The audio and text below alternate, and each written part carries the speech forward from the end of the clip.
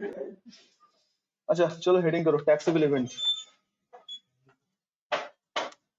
अच्छा, very soon will be start the practical session of the GST. I know कि morning time है, full on energy आप लोग रहते हो, तो आप लोगों के साथ काफी सारा प्रैक्टिकल चीज शेयर कर ही सकते हैं, करना भी है मुझे। तो जस्ट दो एक क्लास इंट्रो और कर लेते हैं, then will start with the practicals of the GST. Okay, this is my favourite part.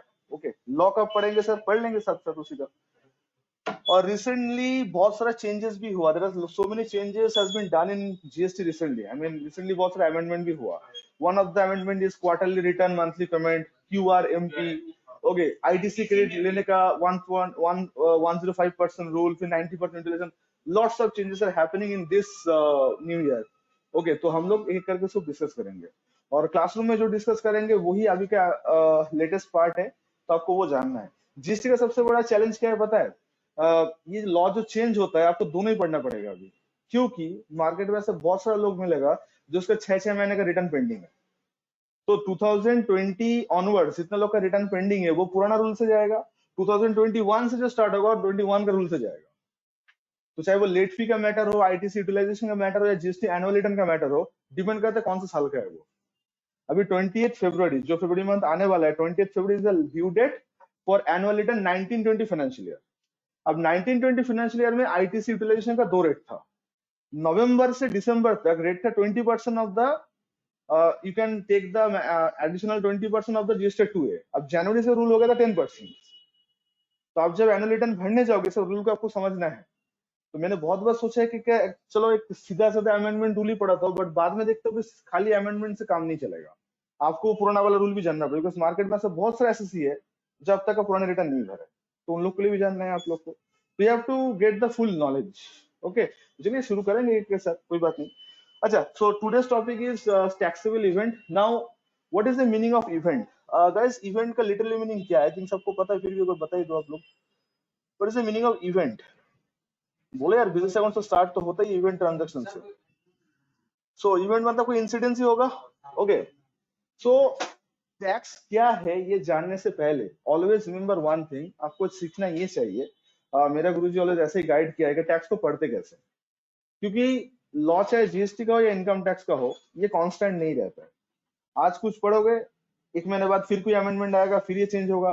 तो अगर आप लोग ऐसे ही चेंजेस सीखते जाओगे तो पूरा साल सीखते ही जाओगे, तो काम कब करोगे? तो काम भी तो करना है ना सीख के। तो you have to understand how to interpret law का, लैंग्वेज को इंटरप्रेट कैसे करते हैं, ताकि कोई भी फर्दर नोटिफिकेशन आए you can read it by your own and interpret by your own कि ये क्या कहना चाह रहा है। क्योंकि जीएसटी का चेंजेस बहुत छोटा छोटा होता है, हर एक जीएसटी काउंसिल मीटिंग में कुछ ना कुछ ये लोग प्रपोजल लगते हैं चेंजेस का। So you have to read the changes and you have to interpret, and उसके बाद आपको सीखना होगा कि क्लाइंट के ऊपर क्या इम्पैक्ट पड़ेगा। तो we should always understand how to interpret this law. So shall I start? Okay. So tax क्या है that we know. Already we have done कि what is the meaning of tax, and I am requesting to all of you कि जब भी कोई tax का definition पूछेगा आप लोग प्लीज टैक्स का डेफिनेशन ही बोलिएगा।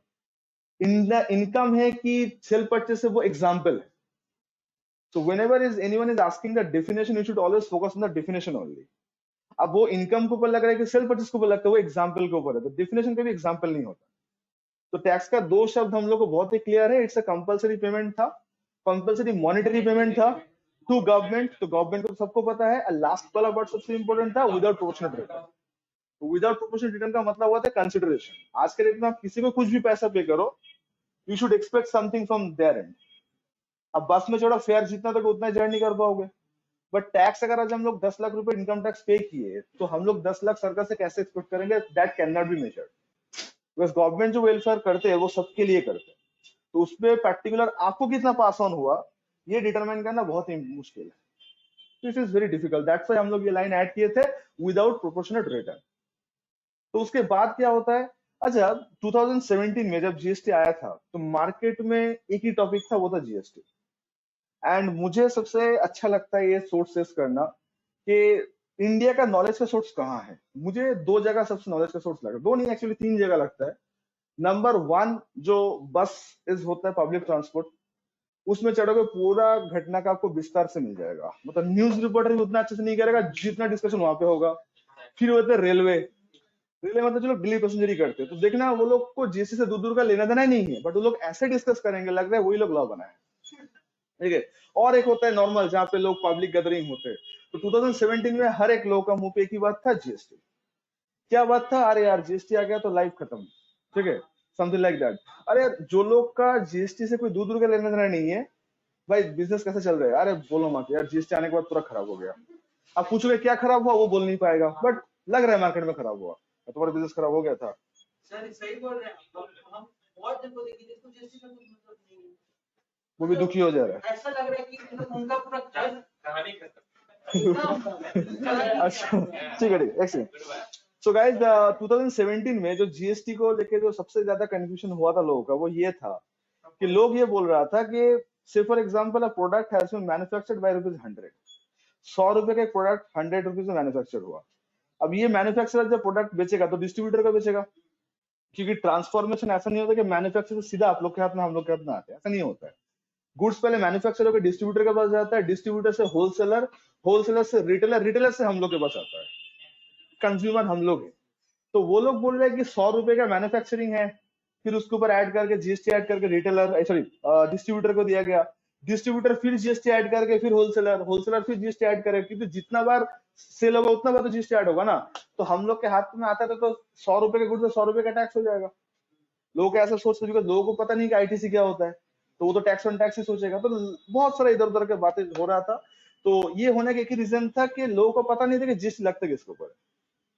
तो आज जब इनकम टैक्स का बात करोगे, आज जब जीएसटी का बात करोगे, तो सबसे इनोसेंट माइंड में एक ही क्वेश्चन आना चाहिए, सर ये देना कब है? मतलब आप हम जो एक्टिविटी कर रहे हैं, क्या उसके ऊपर ये आएगा? इंडिया में इनकम टैक्स है, तो अब $1 मिलियन क्वेश्चन होता है, सर इनकम टैक्स पे कौन करेगा? तो मैं बोलता हूँ वो क्वेश्चन बाद में पूछो, पहले पूछो इनकम टैक्स का लॉ किसके ऊपर आएगा, क्योंकि आपको कितना पे करना है, कब पे करना है, नहीं पे करने से क्या कंसिक्वेंसेस होगा, ये तो लॉ तय करेगा। पहले तो ये तो आप डिसाइड करो कि इनकम टैक्स का जो एक्ट है वो आपके ऊपर एप्लीकेबल हो रहा है कि नहीं हो रहा है। पहले तो एक्ट को आपके ऊपर लेगा, उसके बाद ना आप चेक करोगे। तो ऑलवेज याद रखना, इंडिया में अगर कोई इनकम कर रहे हैं, any kind of income, B it legal और इलीगल, इनकम टैक्स उसके ऊपर एप्लीकेबल है। अब देना है कि नहीं देना है वो तो लॉ बताएगा। आप बोलोगे sir I am agriculturist and I have only agriculture income, तो क्या मुझे भी टैक्स देना है? इनकम टैक्स एक्टिव बोलता है under section 10 subsection 1 agro income is exempted. तो पहले आप तो इनकम टैक्स का लॉ के दायरे में तो आओ। तो जब भी जीएसटी आप पढ़ोगे तो you should start with that, sir ऐसा क्या चीज है जिसके ऊपर जीएसटी एप्लीकेबल होगा, मतलब जो चीज के ऊपर जीएसटी एप्लीकेबिलिटी होगा। देखो जीएसटी आपको देना है या नहीं देना वो तो बात का बात है, पहले आप ये तो डिसाइड करो कि जीएसटी का एक्ट आपके ऊपर एप्लीकेबल है कि नहीं है। तो दोस्तों याद रखना, टैक्स इवेंट का मतलब क्या बोला, कोई इंसिडेंस है, घटना। तो टैक्सेबल इवेंट का मतलब होता है वो घटना या वो इंसिडेंस जो होने पे, आई रिपीट, जो होने पे वो एक्ट आपके ऊपर एप्लीकेबल होगा, तो आप उस एक्ट के दायरे में आओगे। तो आज इंडिया में सेल हो रहा है, परचेस हो रहा है, ट्रांसफर हो रहा है, बहुत कुछ हो रहा है, जीएसटी ये सब के ऊपर नहीं लगता। जीएसटी लगता है कि जिसके ऊपर वह supply, GST something which is charge on the supply. Getting my point? अब सप्लाई क्या है वो आज हम लोग सीखेंगे, बट ये सप्लाई शब्द को हम लोग अच्छे से इंटरप्रेट करना है। और आप अगर जीएसटी का इंडिया में हिस्टोरिकल बैकग्राउंड अगर देखोगे तो प्रोपोजल आया था 2003-2004 में और एग्जीक्यूट हुआ था 2017 में। तो इतना लंबा सफर क्यों लग गया? क्योंकि टैक्स ऑन सप्लाई, ये जो कॉन्सेप्ट जीएसटी लेके आ रहा है, ये संविधान में था ही नहीं। संविधान में ऐसा कहीं भी लिखा हुआ नहीं था कि सप्लाई के ऊपर जीएसटी लगेगा, सप्लाई के ऊपर टैक्स देना पड़ेगा। संविधान पर क्या था, सर इनकम के ऊपर टैक्स लगता है, हाँ, सेल के ऊपर लगता है, yes, manufacturing yes, import yes, supply शब्द संविधान में था ही नहीं। तो हम लोग को पहले संविधान को अमेंड करना पड़ा, फिर जाके जीएसटी को इंडिया में इंप्लीमेंट किया गया। क्योंकि जीएसटी जो है it is charge on the supply, supply of what, supply of either goods और सर्विसेज और बोथ। Getting my point? तो टैक्सेबल इवेंट का मतलब होता है वो घटना या वो चीज जो होने पे आपके ऊपर वो लॉ अट्रैक्ट होगा। तो आज जीएसटी के दायरे में आप आ रहे हो कि नहीं आ रहे हो, ये एक ही फैक्टर डिसाइड करेगा कि यू आर अ सप्लायर और not. If you are a supplier then आपके ऊपर एक्ट लागू हो सकता है। आप बोलोगे सर मैं खाली वेजिटेबल सप्लाई करता हूँ, I am a supplier but I am supplying only vegetables only, तो क्या मुझे जीएसटी के ऊपर आना पड़ेगा? तो जीएसटी खुद ही बताएगा that is exempt product, GST नहीं देना है आपको। बट सप्लाई अगर हो तो आपके ऊपर लॉ तो एप्लीकेबल तो हो ही जाएगा। अब लॉ ही बताएगा आपको देना है कि नहीं देना। पॉइंट समझ में आ रहा है आप लोग को? एवरीवन लिख लो एक लाइन इसके नाम पे भाई, ये लिखते हैं। तो ऑल माय ऑनलाइन स्टूडेंट्स, आप लोग को क्लियर हो रहा है ये वाला पार्ट? Yes sir. अच्छा, इंडिया में तो अभी 2 ही टैक्स पॉपुलर है ना, that is income tax and GST. तो इनकम टैक्स तभी एप्लीकेबल होगा when there will be income. Guys, income के ऊपर फोकस करना है इनकम टैक्स में, लीगल इलीगल का बात नहीं है, वो तो दूसरा लॉ बता रहा है। इनकम टैक्स किसी इनकम को आज तक लीगल इलीगल नहीं बोला है। इनकम टैक्स इनकम के ऊपर फोकस, उसको खाली इनकम दिखता है। ओके, तो जीएसटी बोलो, किस चीज के ऊपर जीएसटी एप्लीकेबल होगा? अभी तो बात तो हो रहा था, तो सारा कहानी सप्लाई के ऊपर है। अब विकास ये फाइनल स्टूडेंट है, सप्लाई का डेफिनेशन 3-4 क्लास से पढ़े होंगे इसका डेफिनेशन, बट उतना हम लोग को क्या लेना था, हम लोग को तो बेसिक जानना है। बट आज तक कोई सप्लाई का डेफिनेशन ना जाने तो मार्केट में काम करने में कोई दिक्कत होता है? I don't understand, but see institute को चैन नहीं आता है। जब तक वो अपना दिमाग का दही नहीं करेगा तब तक वो लोग शांत नहीं बैठेगा। चलो क्या करें, इंस्टीट्यूट इंस्टीट्यूट है, हम लोग है। अच्छा, तो सप्लाई क्या है? ठीक है, ये शब्द को मीनिंग बहुत जानना जरूरी है। आई रिपीट गाइस, इंडिया में अगर सप्लाई है ही नहीं तो जीएसटी की कॉन्सेप्ट ही नहीं है। सप्लाई है तो जीएसटी है। अब $1 मिलियन क्वेश्चन आता है, सप्लाई के अंदर आएगा क्या, तो वो सीखना हम लोग को जरूरी है। तो 3 अलग अलग सेगमेंट है, हम लोग आज एक सेगमेंट कवर करेंगे कि प्राइमरी सप्लाई के अंदर क्या क्या आएगा। अच्छा, डेफिनेशन जो होता है हम लोग का 2 तरह का होता है टैक्स में। डेफिनेशन प्राइमरी 2 तरह का होता है। क्या क्या होता है? एक डेफिनेशन जो पूरा आइसोलेटेड होता है, और एक डेफिनेशन वो होता है इंक्लूसिव वाला डेफिनेशन। अब आइसोलेटेड वाला डेफिनेशन क्या होता है? जो डेफिनेशन स्टार्ट ही होता है मींस बोल के। मतलब जब सर्विस टैक्स आया था तो लोगों को मन में सवाल ये था कि ये है क्या।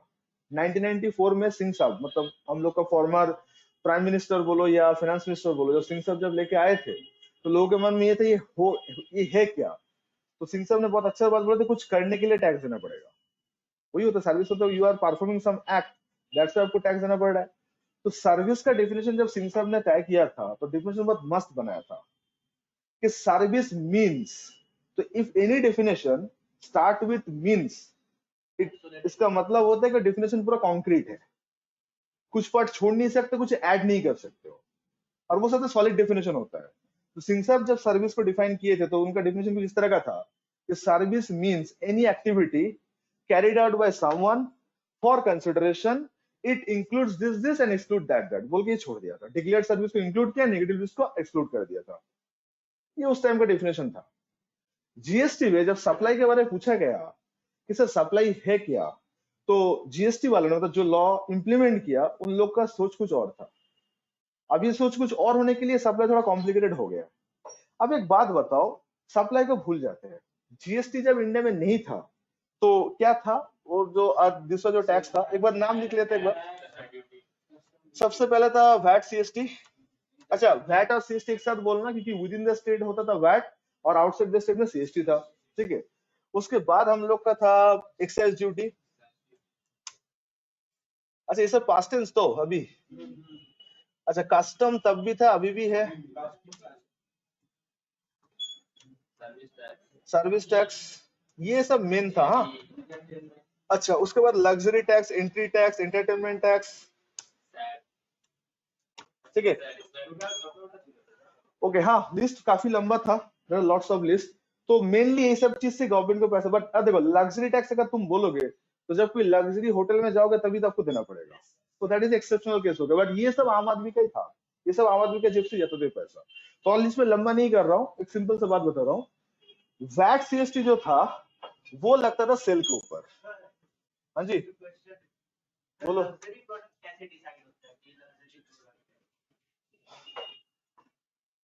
जिसका दाम सबसे ज्यादा होता है।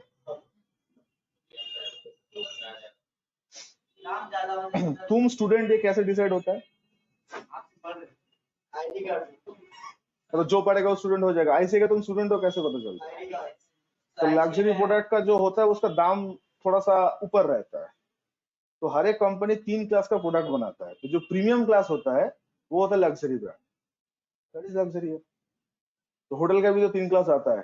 तुम जेडब्ल्यू मैरियट जाओगे, उसका जो भाड़ा होगा नॉर्मल होटल का सेम रहता है, आईटीसी का सेम रहता है, वेस्टिन का तो अलग अलग बात है। तो समझ आ रहा है? तुम्हें बीएमडब्ल्यू का i8 खरीदना है, 2 करोड़ रुपए दाम है, और टाटा नैनो खरीदना है, तो बोलो कौन सा लग्जरी है? तो बच्चे बच्चों को तो बात है। तो देखो, वैट सीएसटी किसके ऊपर लगता है? सेल के ऊपर लगता है। एक्साइज ड्यूटी लगता था मैन्युफैक्चरिंग के ऊपर।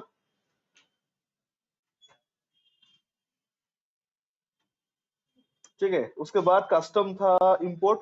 बेसिकली इंपोर्ट के ऊपर ही होते, एक्सपोर्ट पे ड्यूटी फ्री होते हैं। सर्विस टैक्स सर्विस के ऊपर,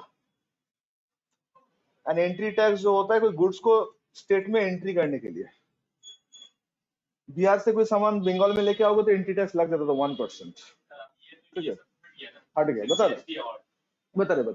तो गाइस, ये सब टैक्स को सबसिम कौन कर गया? That is one nation one tax called GST. तो जीएसटी जो है वो वैट सीएसटी को सबसिम कर गया, एक्साइज को सबसिम कर गया, सर्विस टैक्स एंट्री टैक्स सबको।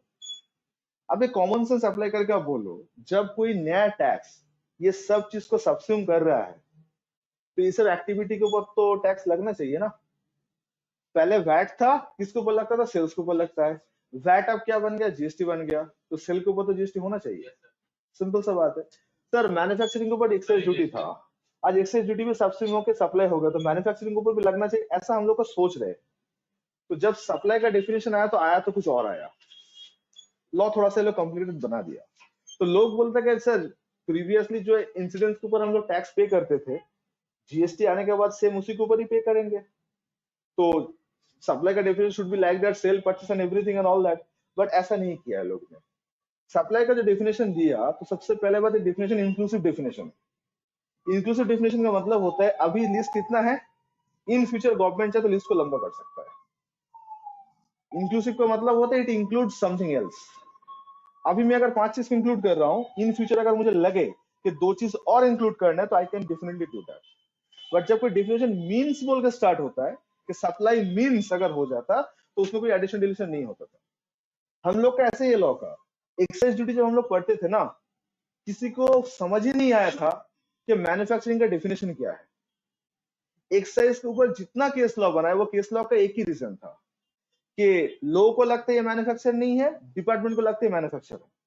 अब इसके लिए बहुत ही क्वेश्चन आंसर होता है, सारा केस लॉ उसी के ऊपर ही आता है, क्योंकि मैन्युफैक्चरिंग के टाइम पे इसका डिफिनेशन लोग ढंग से दिया ही नहीं था। ये भी एक इंक्लूसिव डेफिनेशन था कि manufacturing includes a process where input is been introduced, generate output, different characteristic, different ये वो वगैरह वगैरह। तो इट क्रिएट्स कंफ्यूजन। तो इंक्लूसिव डेफिनेशन जो होता है ना, वो ऑलवेज एक कंफ्यूजन क्रिएट करता है, लोगों को उतना क्लियर नहीं होता है, क्योंकि आप तो इंक्लूसिव बना रहे हो, बाद में तो चेंज भी हो सकता है। लेकिन जब कॉन्क्रीट डेफिनेशन होता है वो बहुत सॉलिड होता है, और हम लोग तो कुछ कर नहीं सकते, जो है हम लोग को पढ़ना पड़ेगा। तो आज ना तो सेल के ऊपर टैक्स लगता है, ना तो मैन्युफैक्चरिंग ऐसे अलग अलग नहीं लगता, एक ही चीज के ऊपर लगता है, वो है सप्लाई। ठीक है, तो अभी हम लोग को पढ़ना पड़ेगा व्हाट इज सप्लाई। तो चलिए एक लाइन लिख लेते हैं इसके ऊपर। तो GST shall be charge on, उसके बाद ही सप्लाई को पढ़ते हैं।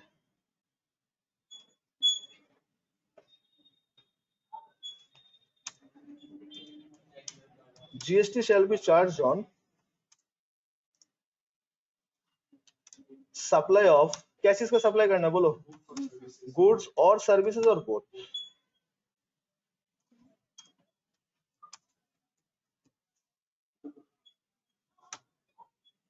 दो चीज को छोड़ के, हाँ।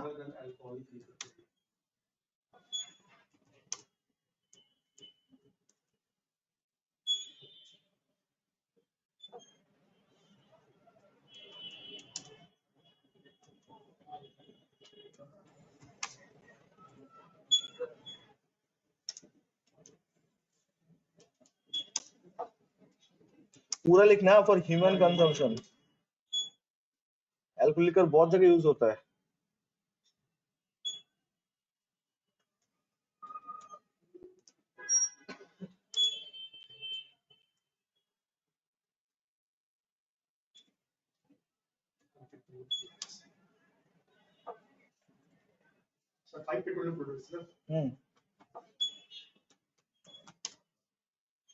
पेट्रोलियम प्रोडक्ट्स के ऊपर तो कंफ्यूजन है, गवर्नमेंट चाहे तो ला भी सकता है, बट लाएगा नहीं, कभी लाएगा तो लॉस होगा गवर्नमेंट को, बहुत लॉस होगा।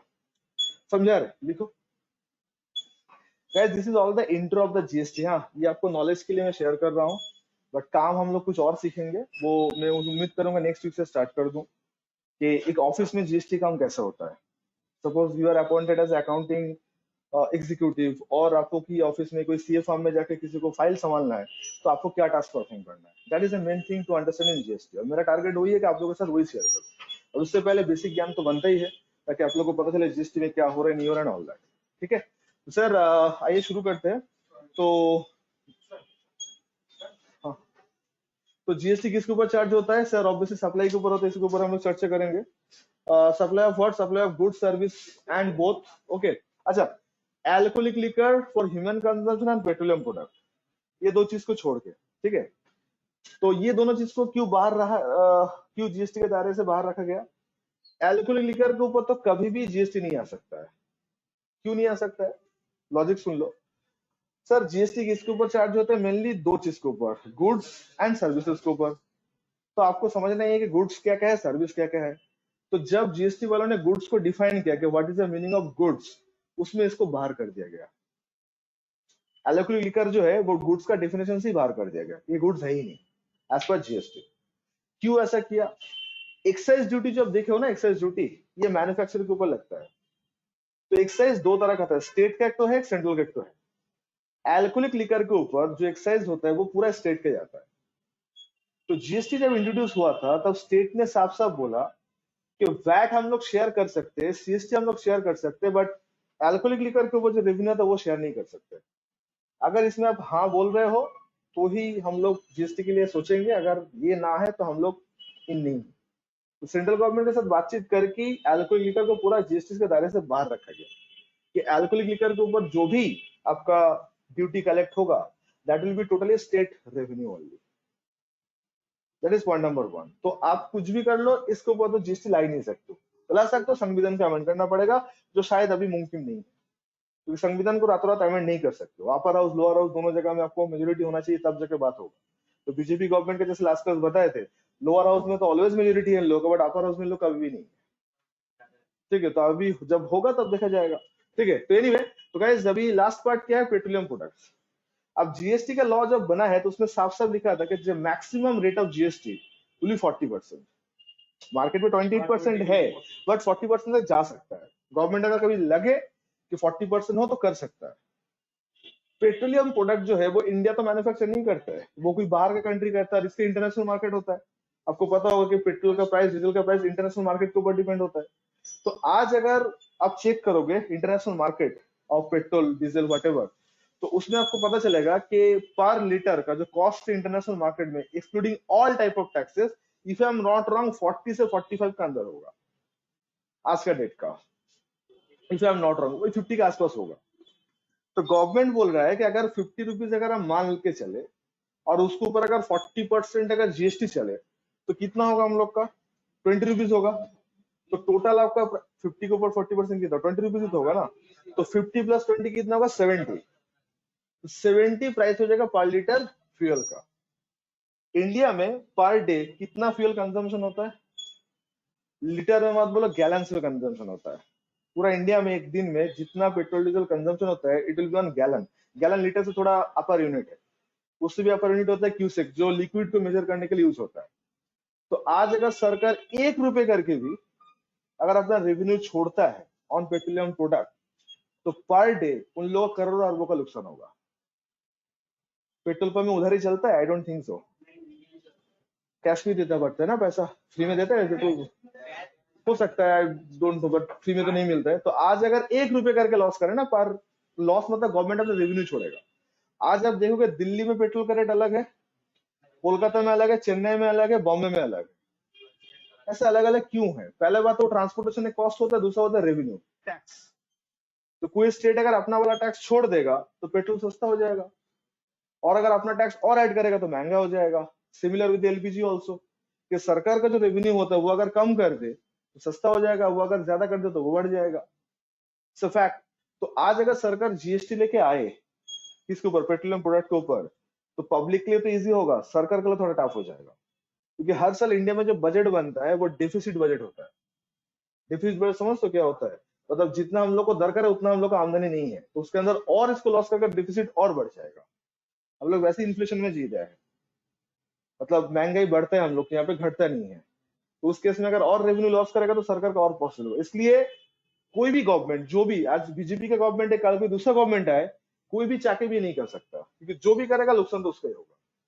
ऑपोजिशन वाला तो ऑलवेज बोलेगा, बट आई डोंट थिंक कोई सेंट्रल वाला उसको मानेगा, क्योंकि जिस दिन जीएसटी आ जाएगा इसके ऊपर तो पेट्रोल डीजल थोड़ा नहीं बहुत सस्ता हो जाएगा।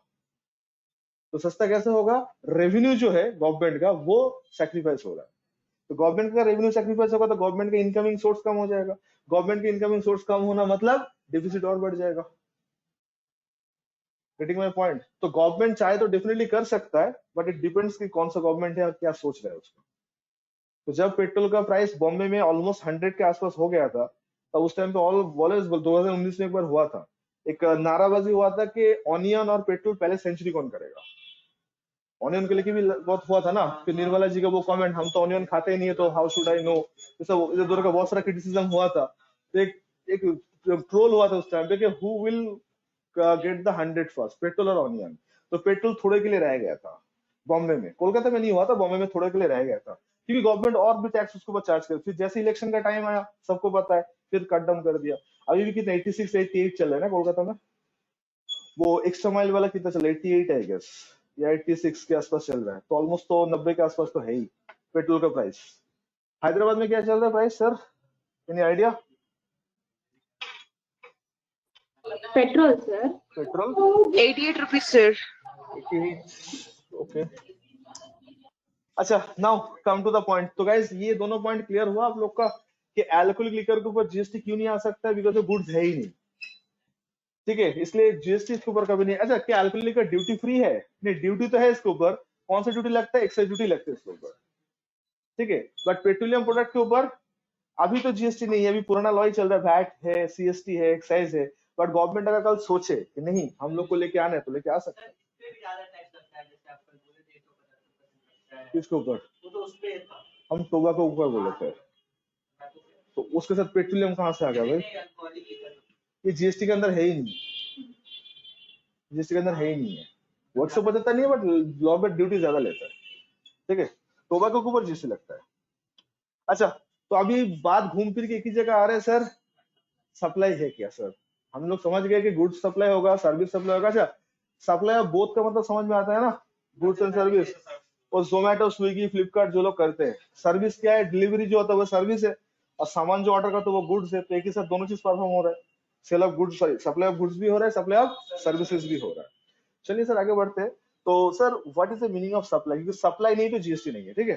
तो सप्लाई का क्या डेफिनेशन है? Inclusive definition. आइए शुरू करते हैं, आप लोग को याद भी करवा देंगे, टेंशन मत लो। Supply includes, supply includes, supply की इंक्लूसिव डेफिनेशन है ना, तो सप्लाई इंक्लूड्स, ओके।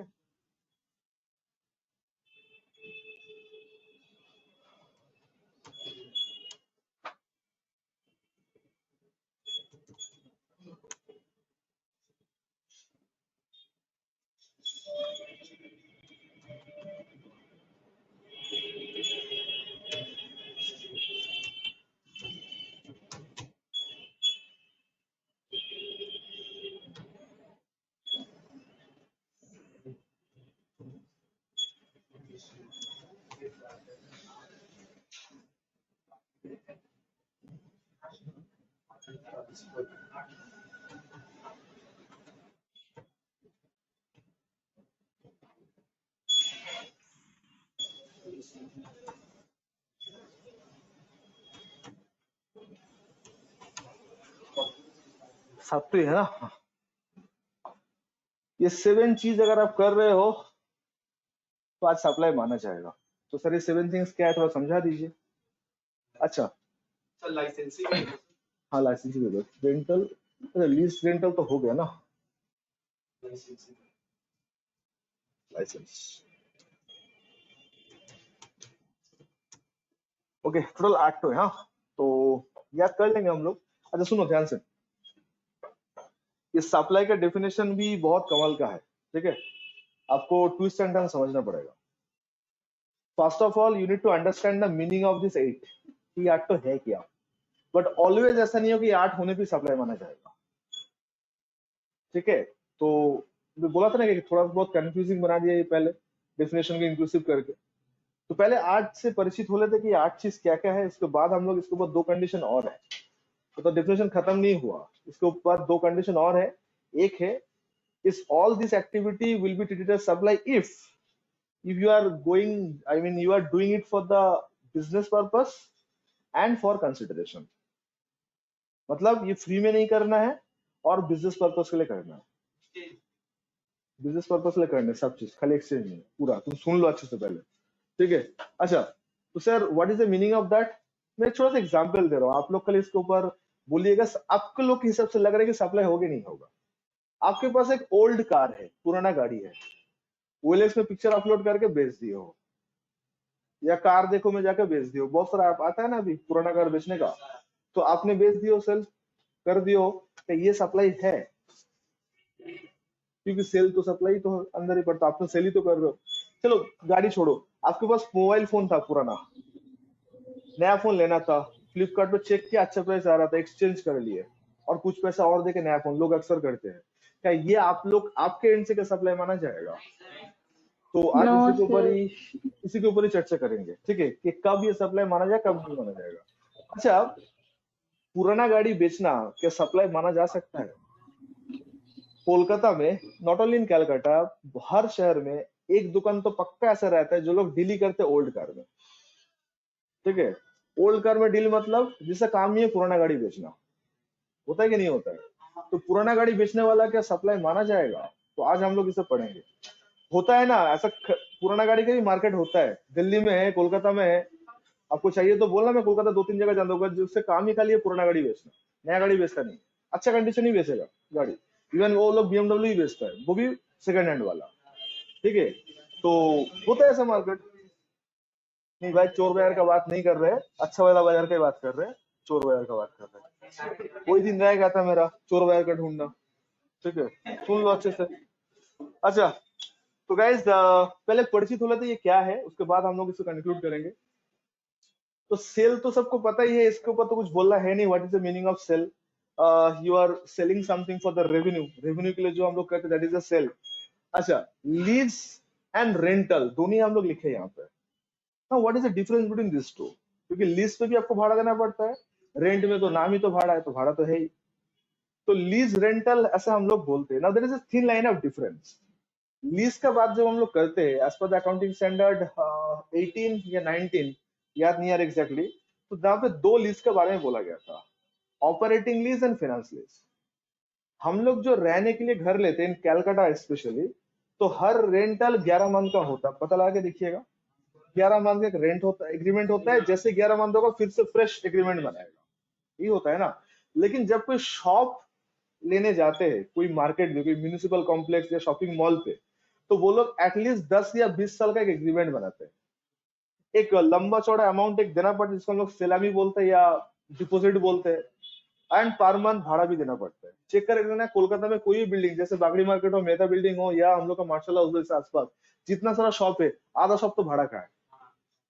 तो वो लोग को शॉप ऑक्युपाई करने के लिए पैसे भी, इवन शॉपिंग मॉल जो है हम लोग का सिटी में, तो शॉपिंग मॉल में सारा शॉप तो ऑक्युपाइड ही रहता है, तो बहुत सारा रेंटल भी रहता है। तो रेंटल का केस ये होता है कि आप लोग को पहले देना पड़ेगा पैसा, एक lump sum amount, and per month भाड़ा भी देना पड़ेगा। तो सर दोनों में डिफरेंस किया हुआ, वो 11 मंथ वाला एग्रीमेंट भी तो सेम ही था, क्योंकि आज अगर आप घर लेने जाओ, फ्लैट लेने जाओ, तो वो भी एक डिपॉजिट मांगेगा, बोलेगा 3 मंथ का एडवांस दो या 4 मंथ का एडवांस दो, फिर पर मंथ आपको भाड़ा भी देना पड़ेगा। शॉप पे भी सेम है सर, डिफरेंट है कंडीशन का। इसके अंदर एक ऑपरेटिंग लीज था, एक फाइनेंस लीज था। ऑपरेटिंग लीज मतलब क्या होता है sir? Operating lease is very simple, which is not a finance lease, ऐसा डेफिनेशन में बोला गया है। अब फाइनेंस लीज का डेफिनेशन क्या है, ध्यान से सुन लो। कोई भी लीज रेंटल को फाइनेंस लीज तभी माना जाएगा जब आप 2 कंडीशन सेटिस्फाई, 2 के अंदर कोई एक कंडीशन सेटिस्फाई करोगे। क्या कंडीशन है? कोई भी एसेट का यूजफुल लाइफ का अगर 90% आप यूटिलाइज करने वाले हो, सॉरी 75% अगर यूटिलाइज करने वाले हो, या फिर उस एसेट का जो दाम है उस पूरा दाम को 90% आप एज अ रेंट पे करने वाले हो, तो वो ऑपरेटिंग सॉरी फाइनेंस लीज माना जाता है। फिर से बता रहा हूं, कोई भी एसेट का एक यूजफुल लाइफ होता है, तो जैसे घर का यूजफुल लाइफ 100 इयर्स माना जाता है, कि आज वो जो भी घर बनते हैं 100 साल तक वो खड़ा रहेगा ठीक से, नहीं तो फिर से रिपेयर मेंटेनेंस करना पड़ेगा, नहीं तो गिर जाएगा, ऐसा माना जाता है एक्सटीट्यूशन वैल्यूएशन के हिसाब से। तो आप अगर लीज एग्रीमेंट करके बोल दो कि मुझे 75 साल के लिए लेना है, तो वो फिनेंस लीज माना जाएगा। या फिर आप इतना लीज रेंटल पे कर रहे हो एग्रीमेंट के हिसाब से, उसका 90% वैल्यू को कवर कर जा रहा है, वो भी एक फाइनेंस लीज माना जाएगा। तो वो फाइनेंस लीज इसे लीज केस में आएगा। और ये दोनों कंडीशन के अंदर एक भी कंडीशन अगर आप सेटिस्फाई नहीं कर रहे हो, तो वो रेंटल में चला जाएगा, ऑपरेटिंग लीज बोलते हैं। तो आज दोनों ही जीएसटी के नजर में सप्लाई है। घर जो रहने के लिए भाड़े पे लेते हैं वो 11 मंथ का एग्रीमेंट होता है ना, तो 11 मंथ के बाद अगर लैंडलॉर्ड ना चाहे आपको छोड़ना पड़ेगा, दिस नो अदर ऑप्शन। तो आप ना तो 75 ईयर्स उसके साथ एग्रीमेंट पे आ रहे हो, ना इतना रेंट पे करो जो घर का 90% का दाम दे रहे हो, जस्ट आपके लिए रेंट पे करो, 2-3 मंथ का एडवांस दे रहे हो। लेकिन जब शॉप लेने जाओगे तो शॉप का ओनर आपको ऐसे ही निकल नहीं सकते, एग्रीमेंट ऐसे लिखा रहता है कि 10 साल 20 साल 30 साल आप ही का रहेगा।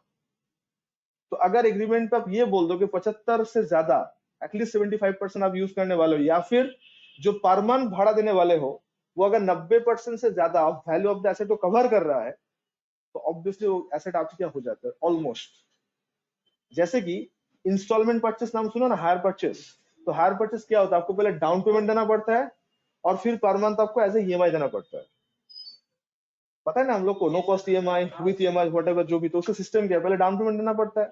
तो आप जो डाउन पेमेंट देते हो वो तो पूरा वैल्यू नहीं होता है, 1/3 होता है, 1/4 होता है, आपको एज ए डाउन पेमेंट देना पड़ता है। और जो एग्रीमेंट करते हो ईएमआई देने का, वो 90 नहीं 100% ज्यादा वैल्यू पे करते हो।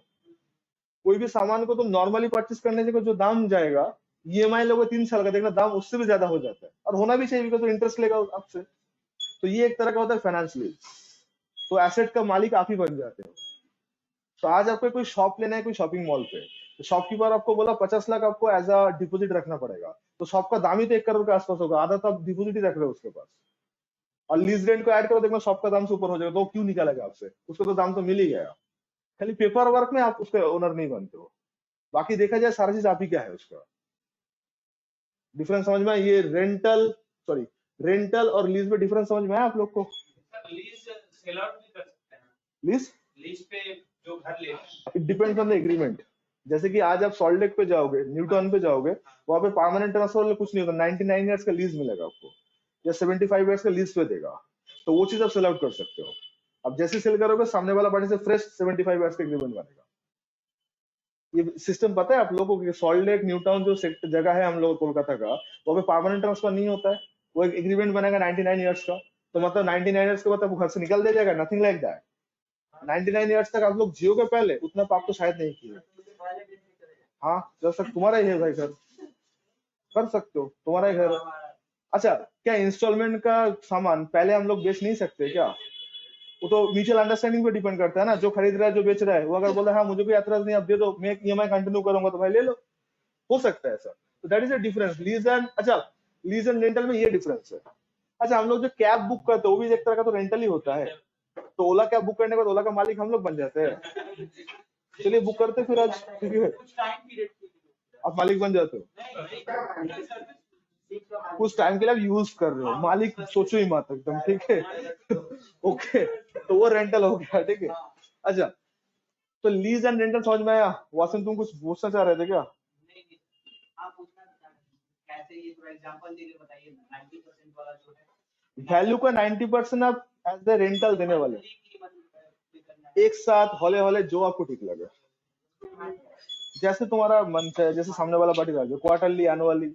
अब रेंट कैसे लेगा वो तो लैंडलॉर्ड डिसाइड करेगा ना, कि मुझे साल का रेंट एक बार में चाहिए, तो वो डिसाइड करेगा। तो वो अगर बोले हाँ हाँ, अगर पूरा हो जा रहा है तो अल्टीमेट बिल्डिंग का ओनर आप ही बन जाते हो, ओनर कभी आपको हटा नहीं सकता है।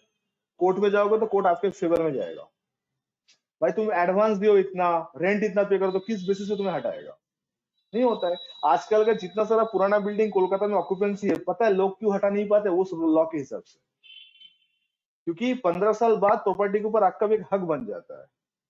आपको प्रॉपर क्या बोलते हैं उसको, हिंदी में तो बोलते हैं उसको सेटलमेंट, इंग्लिश में इसको क्या बोलते हैं, जैसे ट्रांसफर होता है ना, मतलब आपको पहले सब बंदोबस्त करके फिर हटाना पड़ेगा, एलकेजी ईकेजी सब नाम होता है, मतलब कोई भी जगह का, वो गुलाबो सीता मूवी देखो आप लोग, तो उसमें जब वो बिल्डिंग खाली करने के लिए बोला था कि हम लोग को पहले वो रहने के लिए घर चाहिए, फिर जगह सेटल, तो वो स्कीम लेके आना पड़ता है। तो इसलिए आज के डेट में कोई भी लैंडलॉर्ड 11 मंथ से ज्यादा एग्रीमेंट नहीं बनाता है। 11 महीने खत्म, एग्रीमेंट खत्म, फिर 11 महीना, ताकि कब उसके ऊपर हक ना जमा पाओ। भाई इतना दिन से रह रहे आप क्यों हटा रहे? अगर वो 15-20 साल कॉन्ट्रैक्ट करेगा तो उसको दिक्कत होगा आपको हटाने में। अगर आपको कोई डिस्प्यूट नहीं है तो हटा नहीं सकते आपको, लॉ तो हटने नहीं देगा। अगर आप टाइमली रेंट पे कर रहे हो, प्रॉपर्टी को डिस्ट्रॉय नहीं किए हो, तो प्रॉपर्टी से क्यों हटाएगा वो आपको? डिपेंड्स। एनीवे, बार्टर पे चले। ये system once upon a time बहुत पॉपुलर था इंडिया में, नॉट ओनली इंडिया। अच्छा, बार्टर मतलब जहाँ पे भी करेंसी इन्वॉल्वमेंट नहीं जाएगा। आज भी शायद गांव खेड़े में ऐसा होता है। कैसा? देखे ऐसा गांव के साइड में कि एक भाई साहब आते हैं जिसके अंदर बहुत सारा प्लास्टिक का सामान रहता है, लाइक बाल्टी और वो सब मग वगैरह ना होता है। तो घर पे जाते हैं तो हम लोग का जो, हाँ तो पता है सर, ठीक है। तो घर पे जाके जो हम लोग का लेडीज लोग रहते हैं, तो उन लोग का पुराना जितना कपड़ा हो एंड ऑल दैट, तो 3 पुराना साड़ी दीजिए, एक गमला ले लीजिए, समथिंग लाइक दैट। ये जो स्कीम है, तो अभी भी आई गेस होगा, ठीक है। तो ये स्कीम में there is no currency involve. ठीक है, तुम कुछ ज्यादा सीरियसली ले लियो, पता है, ठीक है। ये सिस्टम अभी भी है ना इंडिया में। तो पैसा देना नहीं पड़ता है, सामान दो और सामान लो। लेकिन जो सामान आप दे रहे हो, जो सामान आपको मिले, दोनों के अंदर कोई रिलेशनशिप नहीं है। एक्सचेंज और बार्टर में ये चीज का डिफरेंस है। एक्सचेंज सेम चीज पे होता है। फोन के बदले में फोन मिला, कभी सुना फोन के बदले गाड़ी मिला है? तो फोन एक्सचेंज करके फोन मिलता है, ठीक है। अच्छा, तो बार्टर में ऐसा नहीं होता। बार्टर में सपोज मान लो आपके पास कुछ और है, सामने वाला के पास कुछ और है, गुड्स का वैल्यू ऑलमोस्ट सेम है, तो आपस में म्यूचुअल अंडरस्टैंडिंग कर लो। आई डोंट थिंक कि ये कमोडिटी मार्केट में शायद होता होगा। कमोडिटी मार्केट में आई थिंक ये होता है, बट लिटरली गांव खड़े में अभी भी देखा जाता है वही वाला सिचुएशन आई एम सीइंग। तो एक्सचेंज तो आई थिंक आपको पता ही होगा। अच्छा, एक्सचेंज में करेंसी इन्वॉल्व होता है। पुराना सामान देके कुछ और पैसे देके नया सामान मिलता है, दैट इज एक्सचेंज। तो आज एक्सचेंज भी सप्लाई है, बार्टर भी सप्लाई है, ठीक है। डिस्पोजल मतलब जो फिक्स एसेट का बात होता है, तो फिक्स एसेट में सेल नहीं करते, उसको डिस्पोज करते हैं, हटा देते हैं, तो वो भी आज सेल आई मीन सप्लाई माना जाएगा।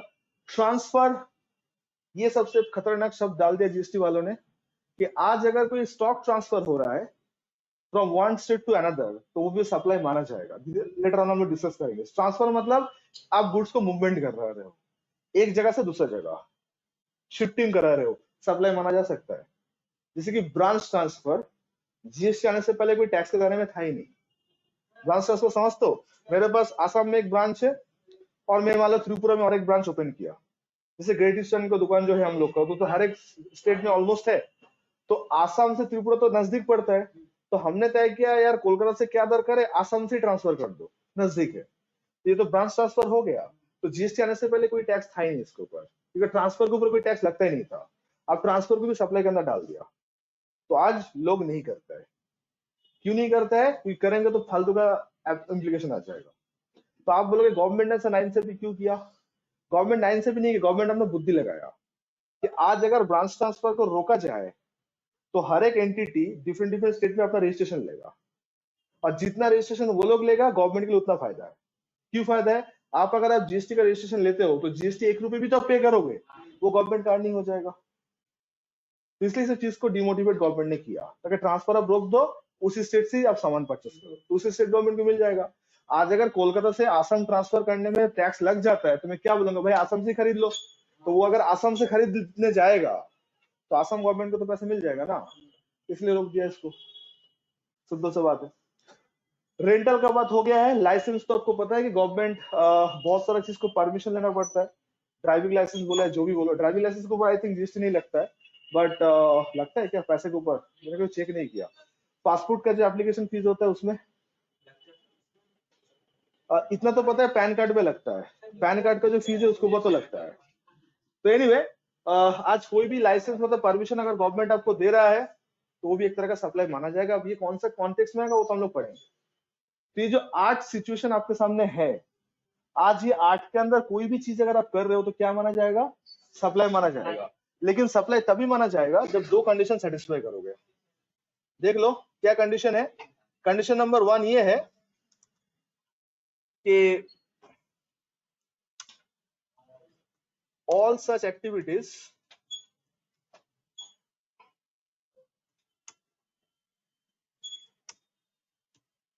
has been done for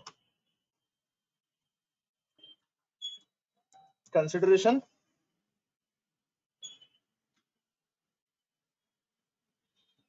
and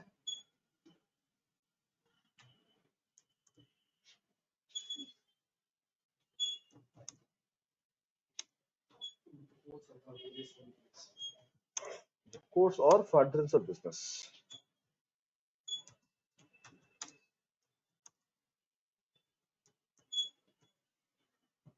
Okay, in the course and furtherance of business.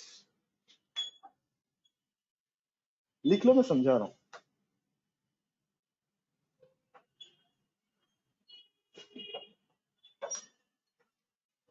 ये जो 8 शब्द का नाम लिखो ना, टोटल 8 एक्टिविटीज का नाम लिखो ना, इसको सप्लाई तभी माना जाएगा जब 2 कंडीशन आप सेटिस्फाई करोगे. मुझे तो 2 कंडीशन कि एक्टिविटी आप कर रहे हो किसके लिए, फॉर कंसिडरेशन, बीच में एंड है, हाँ, मतलब दोनों चीज फुलफिल करना पड़ेगा, एंड इन द कोर्स और फर्दरेंस ऑफ बिजनेस, मतलब there must be a business activity.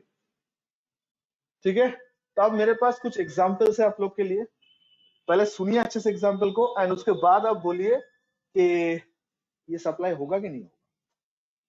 ठीक है, शुरू करें. अच्छा, और एक बात है यहाँ पे, जीएसटी में हम लोग सेलर बायर नहीं बोलते. जो सप्लाई करेगा उसको हम लोग सप्लायर बोलेंगे, और जो लेगा उसको रिसिपिएंट बोलेंगे. तो supplier recipient both are not, I mean non related person, मतलब सप्लायर और रिसिपिएंट के बीच कोई रिलेटेड पार्टी ट्रांजैक्शन नहीं होगा, तब जाके ये चीज सप्लाई को माना जाएगा. मतलब समझा रहे ध्यान से सुनो. तो आप लोग से एग्जांपल ऑलरेडी ले चुके, दोबारा मैं ले रहा हूं. कोई बंदा अपना पुराना लैपटॉप सेल किया, करते हैं हम लोग अक्सर, मेरे पास सामान है, ओल्ड हो गया, दोस्त को बुलाया, तुझे चाहिए, हाँ चाहिए भाई ले ले. तो आज अगर मेरा पुराना लैपटॉप अगर मतलब 10,000 में मैं किसी को बेच दे रहा हूँ 10,000 में, क्या वो मेरे लिए सप्लाई माना जाएगा? क्यों? कंसिडरेशन तो है. अच्छा, कंसिडरेशन का मतलब समझते हो ना, समथिंग इन रिटर्न. हमने लैपटॉप दिए, बदले में क्या मिला, पैसा मिला 10,000. तो क्या ये मेरे लिए सप्लाई माना जाएगा? क्यों नहीं है? समझ लियो, बिकॉज ये फर्दरेंस ऑफ बिजनेस के लिए तो हुआ ही नहीं है. तो वेरी गुड. अच्छा, ओल्ड कार डीलर, एग्जांपल का सुनना. Old car dealer selling old car on OLX, तो ये सप्लाई माना जाएगा? क्योंकि सर कार डीलर का काम ही है बिजनेस करना, तो उसके लिए माना जाएगा. Done, very good. Sir free sample के बारे में सुने होगा भी, एफएमसीजी सेक्टर बहुत देता है फ्री सैंपल. तो मान लो यूनिलीवर कोई नया प्रोडक्ट लॉन्च कर रहा है, कोई नया शैम्पू लॉन्च कर रहा है मार्केट में, और वो ये कॉन्टेस्ट रखा है कि इंडिया का कैपिटल क्या है, quiz the prime minister of India, ऐसा क्विज कॉन्टेस्ट शॉपिंग मॉल पे होता है. सही आंसर दो, सैंपल लेके जाओ. तो ये सप्लाई माना जाएगा? बिजनेस के लिए तो कर रहा है. पैसा नहीं आ रहा है ना. अच्छा, Getting something in return consideration, so वाह, reject करिए. विशाल था फॉर्म में एकदम पूरा गुड. क्या वो तो मुझे इसके पास बैठ के सीख गया कुछ क्या? गुड विशाल. अच्छा, आप लोगों को समझ में आया ना? तो जब भी कोई सिचुएशन आएगा, आपको 2 चीज देखना है. सर आपका पर्पस क्या है, एंड ऑब्वियसली पैसा की फ्री में. अगर पैसा भी आ रहा है, पर्पस भी बिजनेस है, तो ये सप्लाई माना जाएगा. और अगर पर्पस अलग हो गया, आई मीन बिजनेस के छोड़ के कुछ और हो गया, पैसा भले भी है, तो सप्लाई नहीं माना जाएगा. चलिए और एक एग्जांपल, आइए देखते हैं इसको आप समझ पाते हो कि नहीं पाते हो. आइए समझ लोगे. Every one of you is clear ना? सबको ये क्लियर है ना? आप लोग को ये वाला पार्ट पूरा क्लियर है? तो सर बहुत ही सिंपल है, मतलब सर ट्रांसफर जब हम लोग कर रहे हैं, हाँ, आप बोल रहे हैं कि जीएसटी उसके ऊपर लगेगा, हाँ, चार्ज होगा. ये सप्लाई माना जाएगा. हाँ, सप्लाई माना जाएगा. हाँ. तो जीएसटी फिर स्टेट, कौन से स्टेट गवर्नमेंट को मिलेगा? पढ़ेंगे सर, पढ़ेंगे. फीचर्स ऑफ जीएसटी में पढ़ेंगे हम लोग. ठीक है, जीएसटी से डेस्टिनेशन बेस्ड टैक्स, तो जहाँ पे सामान रिसीव होगा उसी गवर्नमेंट को मिलेगा. ठीक है, आगे बढ़े सर. तो सर आगे बढ़ रहे हैं हम लोग, भूल गए क्या बोल. हाँ,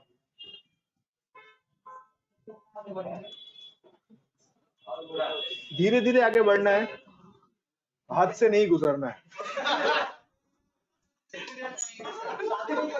ठीक है,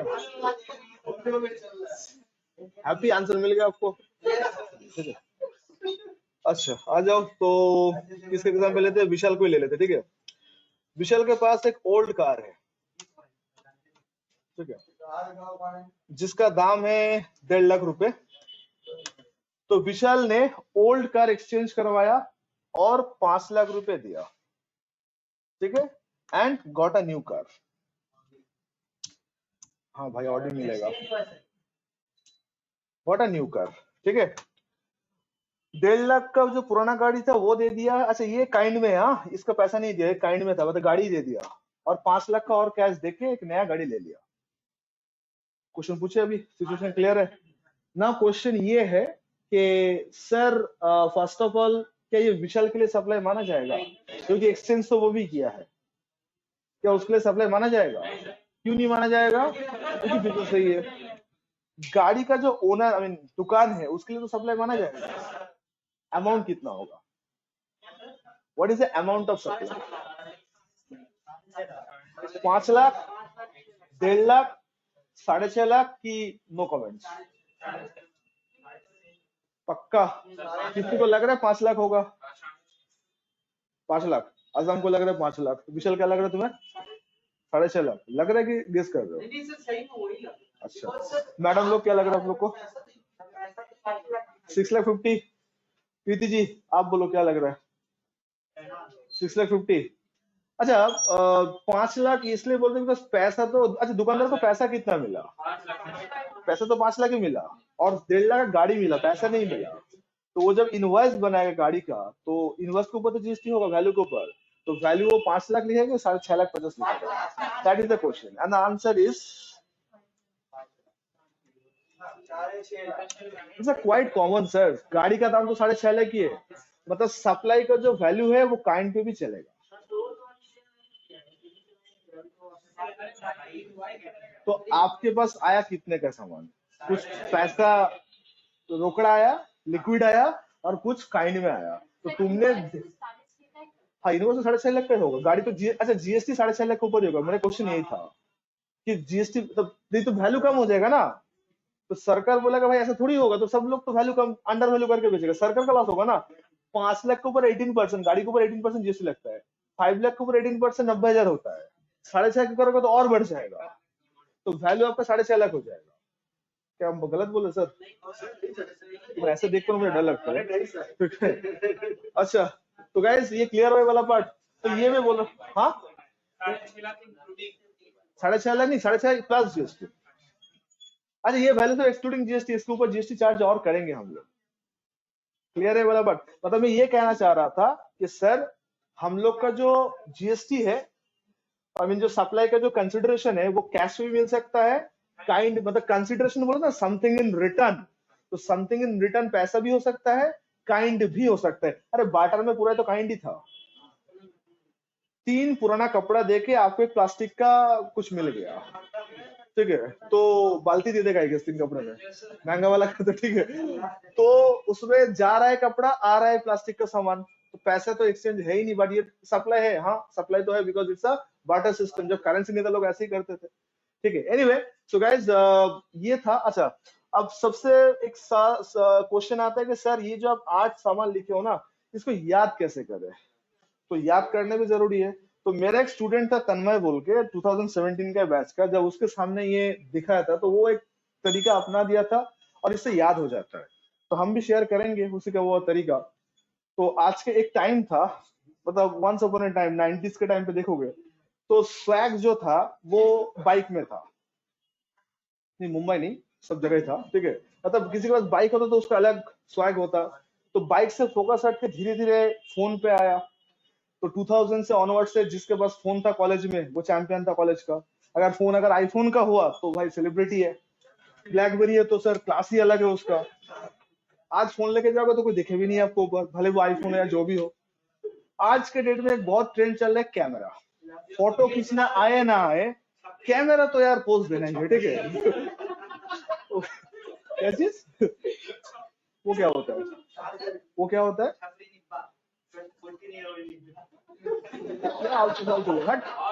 ठीक है। अच्छा कैमरा एक सेकंड, डीएसएलआर का भी चर्चा है ना लाइफ में। डीएसएलआर जिसके पास है बहुत सारा फैन फॉलोइंग है उसका, फोटो शूट करना है एंड ऑल दैट, तो चलो एक बार डीएसएलआर, अच्छा डीएसएलआर भारी होता है पता है ना आपको, लेंस जो होता है खास करके मैच जो होता है, तो उसको टांगने के लिए बेल्ट भी हम लोग को परचेस करना पड़ता है, नहीं तो अगर हाथ में वजन नहीं है तो डीएसएलआर पकड़ के रख नहीं पाओगे। खास करके जो वाइल्ड लाइफ फोटोग्राफर होता है उसको क्या लगता है कि बर्ड उड़ेगा आपको बोल के चलो मैं उड़ रहा हूँ फोटो लो, उसके लिए वेट करना पड़ता है। नहीं, जो लोग वाइल्ड लाइफ फोटोग्राफर तो लोग का पेशेंस बहुत दर करता है, मतलब पोस्ट के लिए वेट करना पड़ता है कब वो उड़ेगा कब वो फोटो लोगे, क्योंकि प्राइस उसी को मिलता है। और जितना सारा फोटो आप फेसबुक में अपडेटेड देखते हो ना वेडिंग, खास कर वेडिंग का, उसमें कोई अवार्ड नहीं मिलता बिकॉज वो सब एडिटेड होता है। और वाइल्ड लाइफ में पूरा एकदम पूरा रॉ एंड कैंडिड फोटो लेना पड़ता है ताकि स्टोरी बिल्डअप हो। तो हर एक का क्राइटेरिया होता है फोटोग्राफी शूट का। तो वही स्टूडेंट मुझे बता के दिया था कि सर आज के डेट में डीएसएलआर काफी चर्चे में है। उन्होंने बोला हाँ भाई बात तो सही है। तो बोले सर लिखिए डीएसएलआर आप, तो बोला चलो लिखते हैं। तो DSLR ओके, और बोले सर उसको थोड़ा वजनदार होता है तो बेल्ट भी चाहिए उसको टांगने के लिए, तो हमने कर दिए। तो D फॉर बोलो क्या है? नहीं सर मेरा कॉन्सेप्ट नहीं है सर।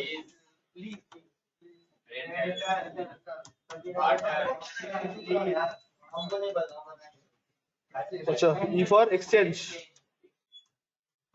जैसे आपको ठीक लगे। अरे लाइसेंस होगा ना ये, ठीक है सर, ठीक है सर लाइसेंस होगा, हो जाएगा। डीएसएलआर को याद कर लेना। अच्छा तरीका होता है यार याद करना और कुछ नहीं। और सीए पढ़ने आओगे तो इसे बहुत कुछ याद रखना पड़ता है हम लोग को, याद होता ही नहीं है, तो इसे वही से सीखे हम लोग, कोड बनाना पड़ता है हम लोग को। एनीवे गाइस, तो डीएसएलआर याद रहेगा आप लोग को?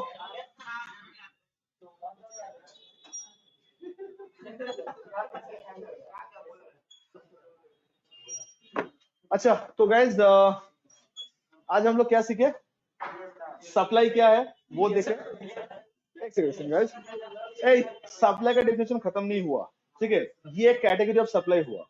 अच्छा फ्री सैंपल के ऊपर आप क्या बोले थे कि टैक्स की नो टैक्स, सॉरी जीएसटी की नो जीएसटी, नो जीएसटी, क्योंकि उसमें कंसिडरेशन नहीं है, बिजनेस है, तो that is no GST. But आप एक बात बोलो, यहाँ पे फ्री सैंपल के ऊपर और भी केस हम लोग पढ़ेंगे, रिलेटेड पार्टी बोल के कॉन्सेप्ट आएगा। तो रिलेटेड पार्टी मतलब एक दूसरे से कनेक्टेड है, मेरा होल्डिंग कंपनी, मेरा सब्सिडरी कंपनी, मेरे साथ मेरा पार्टनरशिप फार्म का, तो इस बिटवीन अगर कोई सैंपल जा रहा है तो वो सप्लाई माना जाएगा। तो आगे चल के हम लोग और एक कॉन्सेप्ट पढ़ेंगे नेक्स्ट क्लास, जहाँ पे सप्लाई को इसी को डिफरेंशिएट कंटिन्यू करेंगे, जहाँ पे सप्लायर रिसिपिएंट रहेगा कोरिलेटेड। कोरिलेटेड मतलब एक दूसरे के साथ क्या बोलूं, मतलब रिलेटेड रहेगा। अब रिलेटेड पार्टी क्या होता है हम लोग को समझना पड़ेगा। ये रिलेटेड पार्टी बहुत खतरनाक होता है, ठीक है, मतलब खतरनाक मतलब ये ट्रांजेक्शन का रोक टोक नहीं लगाओगे तो लोग इसी दिखा के सब बच जाएगा। तो ये जो केस था यहाँ पे सप्लायर एंड रिसिपिएंट दोनों एक दूसरे के रिलेटेड पार्टी नहीं है। एंड ये सब चीज कर रहे हो किस चीज के लिए, दो चीज के लिए, दो की एक, दो ही था ना। नंबर वन फॉर कंसिडरेशन, अच्छा कंसिडरेशन ऑलवेज कैश में मिलेगा, काइंड भी चलेगा, गाड़ी का एग्जांपल दिए थे, तो कंसिडरेशन में भी इन कैश और इन काइंड। और क्या है हम लोग का, और ये चीज आपका फर्दरेंस ऑफ बिजनेस के लिए, क्लियर। तो to all my online students, अच्छा आप लोग ये 8 नाम याद रहेगा, याद रखने के लिए डीएसएलआर वाला पार्ट अपनाए हैं। तो to all my Hyderabad students, आप लोग को ये बात क्लियर हुआ? आप लोग को माइंड से कोई डाउट्स क्वेश्चन आए तो आप लोग पूछ सकते हो।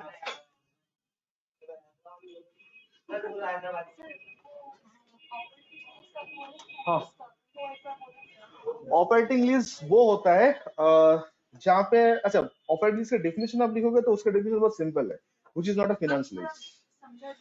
आपको फाइनेंस लीज समझना पड़ेगा। तो सुन लीजिए, कोई भी लीज अगर आप फाइनेंस लीज बताओगे तो उसका दो condition. Condition number one, asset का जो यूजफुल लाइफ है उसका 75% से ज्यादा यूज करने वाले, और एसेट का जो रेंटल होगा, आई मीन एसेट का जो वैल्यू है उसका 90% एज अ रेंट आप देने वाले हो। तो कोई भी एक कंडीशन अगर आप सेटिस्फाई करते हो मैम, उसको फाइनेंस लीज बोला जाएगा। और अगर ये दोनों में एक ही भी कंडीशन आपका फुलफिल नहीं हो रहा है तो आपको ऑपरेटिंग लीज, ठीक है।